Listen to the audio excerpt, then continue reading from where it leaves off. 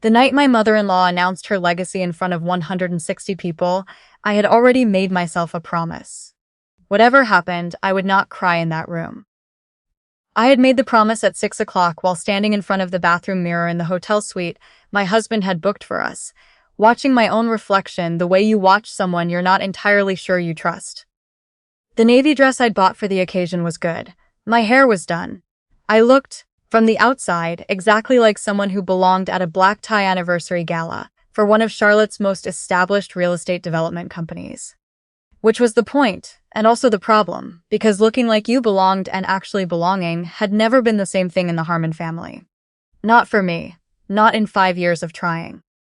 My husband found me there and told me I looked beautiful and put his hand on my shoulder and asked if I was ready, and I said yes because the other answer wasn't an option. The Meridian Grand Ballroom was already full when we arrived at 7. 160 people.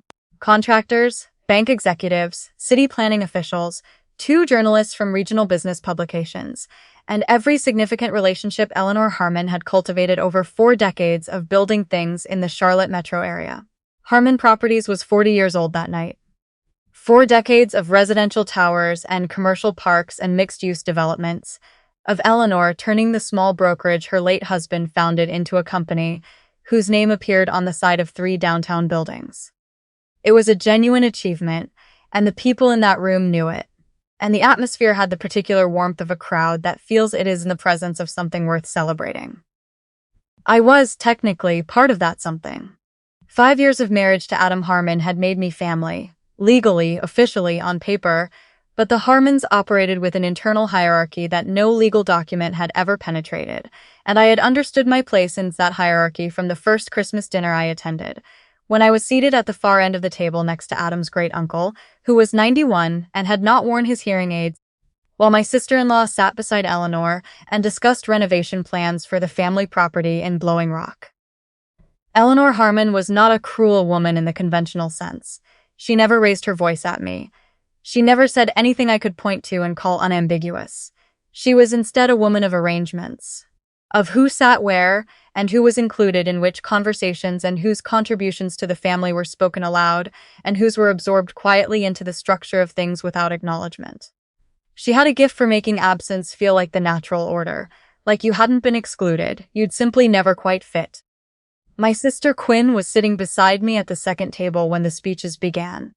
She'd flown in from Denver 2 days earlier, and I had been more relieved to see her than I'd let myself show at the airport. Quinn ran her own financial consulting firm, Aldermore Advisory Group, and she had the particular composure of someone who spent her professional life in rooms where powerful people were trying to hide things from her, a composure that made her very calm and very difficult to intimidate. She had met Eleanor twice and formed her opinion of her in approximately 45 minutes the first time and revised it not at all the second. Adam was at the head table. My brother-in-law Brett sat at the center, slightly closer to the podium than Adam, which I noticed and told myself not to read into. Brett was 38, broad-shouldered, louder in every room than his situation required, and had the effortless confidence of a man whose mother had been telling him he was exceptional, since before he could have formed any objective basis for the claim. Eleanor adored him. She had always adored him in the specific way of parents who love their children unequally and have never confronted that fact in themselves. I had spent 3 years doing something for the Harmon family that no one in that ballroom knew about. I want to explain it plainly, without drama, because it was not dramatic when it happened. It was a problem, and I solved it. And the solving was slow and technical and unglamorous, and it took 14 months of my life. 3 years earlier, Brett had championed a luxury condominium development in South Charlotte. The project was undercapitalized from the start. The contractor bids had been accepted without adequate review, and by the time the structural assessments came back problematic, the company was looking at $3.4 million in contested contractor claims and a $22 million construction loan in technical breach. Eleanor came to me in the kitchen of the family home in Myers Park on a Sunday afternoon in February, while football played in the next room, and she asked me quietly if I could help. She asked me not to tell the children. I understood she meant Brett. She did not want him to know the full scope of what his project had cost. I said yes, because I was good at restructuring work. It was what I'd done for 8 years before my marriage. And because Adam loved his family and I loved Adam. And because part of me, the part I am still not entirely at peace with, believed that doing this would mean something. That it would change something. That there is a version of any family where the woman who saves the balance sheet gets to sit beside the woman who runs the company, and eventually the seating chart corrects itself. I brought Quinn in as the lead consultant. I had the engagement documented through Aldermore, processed as a standard third-party restructuring, though my involvement was never listed in the formal client records. Eleanor's condition. I renegotiated with the bank. I restructured 2 over-leveraged accounts. I managed the legal timeline for the contractor claims until a settlement framework was in place. When it was done, 14 months later, Harmon Properties was solvent, the crisis was buried, and Eleanor thanked me once, privately, in that same kitchen, and then we never spoke of it again.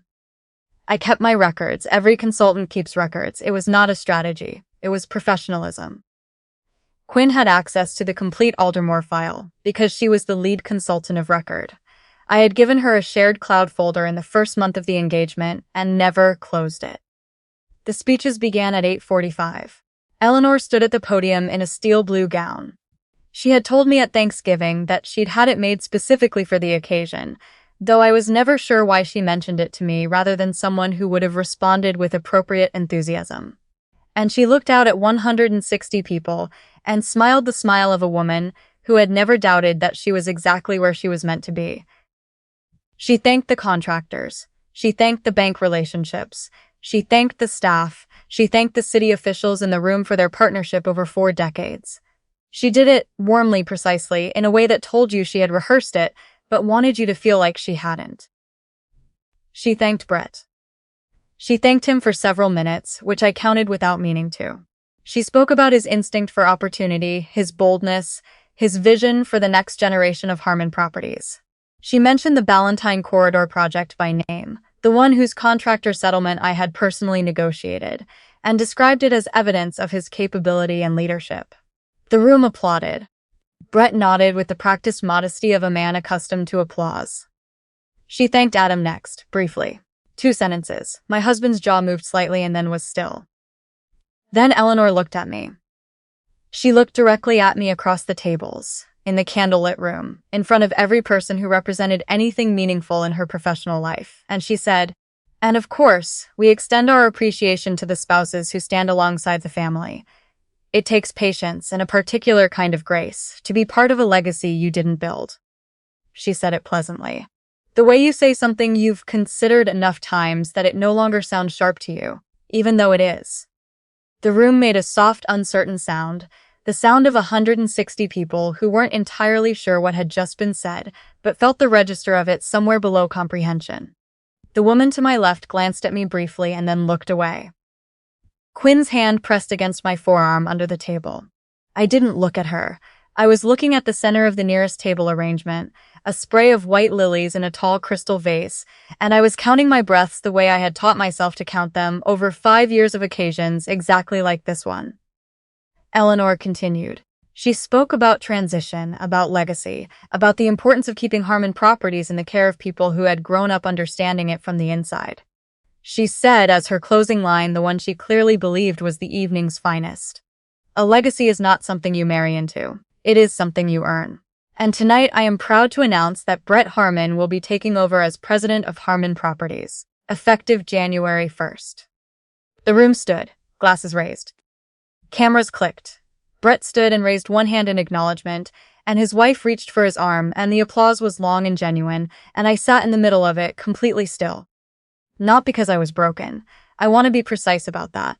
I sat still because I was deciding something, quietly, without ceremony, the way I had always made the decisions that mattered. I was deciding whether this was the room I stayed in or the room I left. I chose to leave. I reached for my evening bag. I stood slowly, with enough deliberateness that no one would mistake it for a stumble, and I smoothed the front of my dress. Beside my water glass, where it had been sitting since I sat down at the start of the evening, was a small sealed envelope. I had brought it as a precaution, not because I was certain tonight would require it, but because I was not certain it wouldn't, and I had learned over 14 months of restructuring work that the cost of being prepared is almost always lower than the cost of being caught without documentation. The envelope contained 2 pages, a signed and dated summary of the Aldermore advisory engagement completed in the first quarter of 3 years ago, referencing the $22 million restructuring, the contractor claim resolution, and the names of the bank contacts who had been party to the renegotiation. One of those names was Mrs. Langford, the senior vice president of Charlotte Commercial Bank, who was sitting 4 seats to my right. I placed the envelope on the table in front of her. I did it without a word, without eye contact, the way you hand someone a document in a meeting when the document speaks for itself. Then I picked up my bag and turned toward the exit. I had taken 4 steps when I heard my sister push back her chair. She did it without drama, one controlled, deliberate movement, and then she was standing, and the room that had been exhaling from its applause went uncertain and then quiet, because no one at the second table was supposed to be standing. Quinn said, "I apologize for the interruption, but I believe the people in this room deserve to understand how Harmon Properties actually survived to celebrate this anniversary." She introduced herself by her professional title, Principal Consultant, Aldermore Advisory Group, not by her relationship to me. She was composed in the way of someone who had testified before regulatory bodies and sat across from CFOs, whose companies were on the edge of collapse, and had learned that the most powerful thing you can do in a room that is resisting you is to remain completely calm while laying out accurate information. She explained that 3 years prior, Aldermore had been retained for a confidential restructuring engagement on behalf of a regional real estate development company, facing liquidity risk and legal exposure from a failed development project. She explained the scope: a $22 million construction loan in technical breach, $3.4 million in contested contractor claims, 2 over-leveraged asset accounts requiring restructuring, and a timeline of 14 months to resolution. She said the engagement had been kept confidential at the client's request, framed internally as a reorganization, specifically to prevent the source of the financial crisis, a development project led by a specific member of the company's leadership, from becoming known to the company's banking partners or staff. She said the consultant who had identified the exposure, prepared the initial documentation, coordinated the bank negotiations, and managed the legal timeline without formal compensation or professional acknowledgement was a financial restructuring specialist with 8 years of independent practice, who was also, by marriage, a member of the Harmon family. Brett's face had gone the particular gray of someone who is calculating, very rapidly, how much of this is already known to the people around them. Mrs. Langford had opened the envelope. Quinn spoke for another minute. She said she had never intended to disclose a confidential engagement, that she had come to Charlotte as a personal guest, and had expected to spend the evening eating overpriced chicken and watching her sister smile through something difficult. She said she had changed her mind in the last 10 minutes because she had watched a woman who spent 14 months working without credit to save this company's financial future get told, in front of the people who represented that company's entire professional world, that legacy was not something you married into. She said, "The engagement is documented. The timeline is documented. The outcomes are verifiable through the bank's own records. I'll make the complete file available to anyone in this room who wants to review it." Then she sat down. 7 seconds of silence. I counted them. Then the room began, slowly and irreversibly, to shift. Not dramatically. It was not a movie. It was more like the sound of a building settling, creaks and murmurs traveling through the crowd, as people who had worked with Harmon Properties for years began to recalibrate something they had always accepted without examining. I heard pieces of conversations. A man near the back said something about the Ballantine project that I didn't catch. The journalist from the business publication had her phone out. Eleanor had not moved from behind the podium. She was still standing there in her steel blue gown when I reached the side door and pushed through into the corridor. She looked at me in the last moment before the door swung shut, and it was the first time in 5 years that her expression toward me was not composed. It was not angry. It was not even surprised, exactly. It was the look of a woman who had miscalculated something significant and was only now finishing the calculation. I did not hold her gaze. I had not come to the gala for a reckoning, and I did not leave with one. I left because I was finished, and the difference between leaving because you have been dismissed and leaving because you are done is everything. Adam found me in the corridor 2 minutes later. I was sitting on a bench near the elevator bank with my heels off, holding my bag in both hands, and he came through the side door and stopped when he saw me and stood there for a moment before sitting down beside me. He put his hand on the back of my head and I leaned into it briefly, the way I allowed myself to do when there was no one watching who would misread it as weakness. Then I straightened up. He said, "I didn't know about the envelope." "I know," I said. "How long have you been carrying it?" "Since Tuesday." I paused. I wasn't sure I'd use it. I wasn't sure Quinn would say anything either. She made that decision on her own. He was quiet for a moment. 3 years, he said. Not as an accusation, as a fact he was absorbing.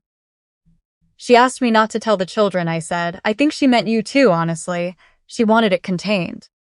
Adam exhaled slowly. He ran one hand through his hair. A gesture I knew well, the one he made when he was choosing between several true things he could say and trying to find the most honest one. He said, "I should have known. I should have pushed harder to know what was happening." "Maybe," I said, "but you didn't. And I agreed to keep it quiet, so that's on both of us." Quinn came out about 8 minutes later. She found us on the bench, my jacket now over my shoulders, the corridor empty except for a passing server who clocked the situation and kept moving. Quinn sat on my other side and was quiet for a moment, which was unusual for her. Then she said, "Mrs. Langford wants your contact information." I expected that. 3 other people asked me directly about the file. Also expected. Brett left through the kitchen exit. A pause. His wife went with him. I hadn't known that. It didn't surprise me. Quinn looked at me sideways in the way she'd been looking at me since we were children, and she was trying to determine if I was going to be honest about how I was actually doing. "Stella," she said. "I'm okay," I said. "You sure?" I thought about the question with the care it deserved, sitting in that corridor with my shoes off, and the sound of muffled conversation still filtering through the ballroom doors. I thought about what it had cost me to spend 5 years in that family, trying to be present in rooms where presence was never fully offered back. I thought about 14 months of work that had no receipt, no credit, no acknowledgement beyond a quiet thank you in a kitchen that I had chosen to accept because I thought that was what it meant to be a good daughter-in-law. I thought about the way it had felt to set that envelope down, not triumphant, not angry, just precise, like placing a measurement. "Yeah," I said, "I think I genuinely am." We stayed in Quinn's hotel bar until midnight, the 3 of us, and we talked about almost everything except what had happened in the ballroom. At some point, Adam said he owed me an apology on behalf of his family, and I told him I didn't need that. I told him what I needed was for him to understand that I had never required Eleanor Harmon's approval in order to know what I was worth, but that I had spent 5 years hoping for it anyway, and that part was done now. He said he understood. I believed him, because Adam has always been the kind of man who means what he says, which is one of the central reasons I married him. My mother-in-law called 3 days later. She asked Adam, not me, if I would be willing to meet privately. He relayed the request and said the choice was entirely mine. I told him I was thinking about it. I am still thinking about it. What I know without question is this. I did not go to that gala to destroy anything. I went because I was part of that family and had spent 5 years conducting myself accordingly, even when that family failed to extend me the same courtesies. I brought the envelope because I had learned, over years of restructuring work, that prepared people rarely have to use their documentation and unprepared people almost always wish they had. I shared files with my sister years ago because that is what professionals do when they manage a joint engagement. None of it was a weapon I built. It was simply a record I maintained, the way any person who does serious work maintains a record of it. I was told that night, in front of everyone who mattered to a woman I had tried to belong to for 5 years, that legacy was not something you married into. What I know now, and what I walked out of that ballroom knowing, quietly, without needing anyone to say it aloud, is that I had spent 14 months being the infrastructure beneath a legacy that didn't know I was holding it up. I didn't need a standing ovation. I didn't need the room to revise its applause. I needed to know that I had shown up, done the work, held myself together, and left with my hands clean and my head level. For the first time in 5 years, standing in that corridor in my bare feet with my sister on one side and my husband on the other, I had all 3. That was enough. That was, I found, more than enough.